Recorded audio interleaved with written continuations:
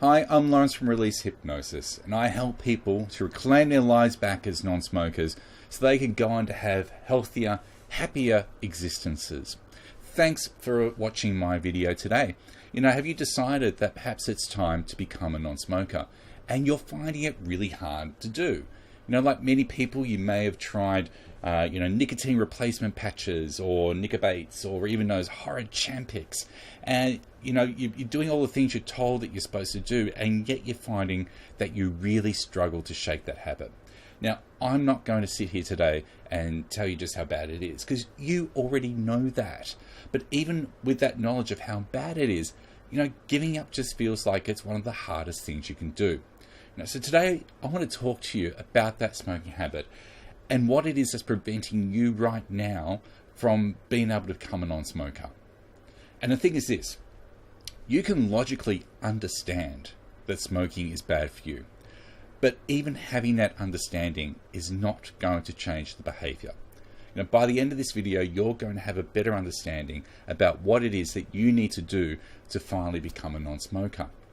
So, I've been using hypnotherapy to help people change their habitual behaviour, including smoking, for the past few years. And I have to admit that when I first started working in this space, I found that a lot of the existing stop smoking programs out there were kind of a little bit hit and miss, to be honest with you.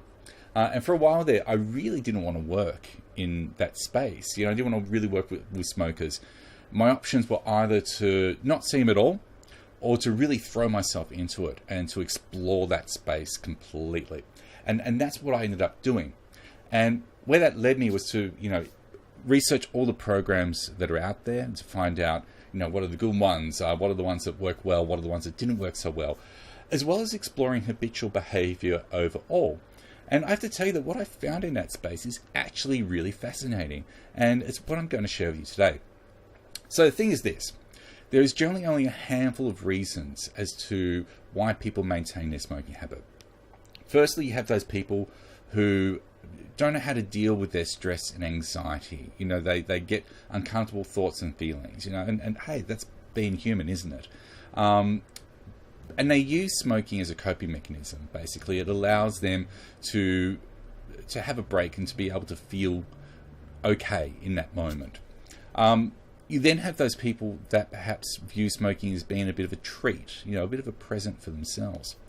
And lastly, you have people who have actually forgotten the reason why they smoke. It's become a routine for them. And in each of these cases, it has to be a very different and tailored approach. And, if you were to take away someone's coping mechanism to deal with stress and anxiety, without having first dealt with that stress and anxiety, then I'm sure you can imagine what kind of result you might have there. And it's easy to understand why people then go back to smoking. It becomes second nature to them. So what you need to consider is this. The smoking habit is currently giving you some positive intention. There's some positive purpose in that smoking habit for you. So consider for a moment as to what that positive intention might be that's keeping that smoking habit in place for you. Okay?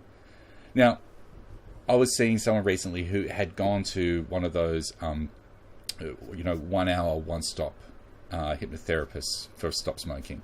And, it worked. She had indeed stopped smoking. However, they hadn't really addressed the underlying issues and reasons as to why she smoked. And for her, it was about dealing with stress and anxiety.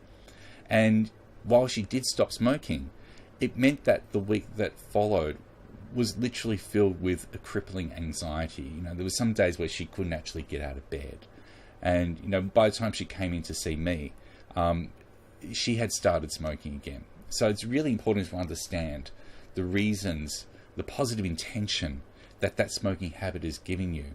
So that can be what we work with in order to make sure that you become a non-smoker.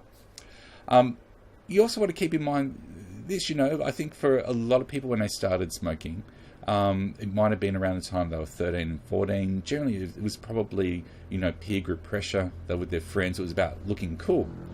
And times have changed, haven't they? A lot of the younger kids nowadays don't see smoking as being something cool. They see it as, for the trick that it actually is.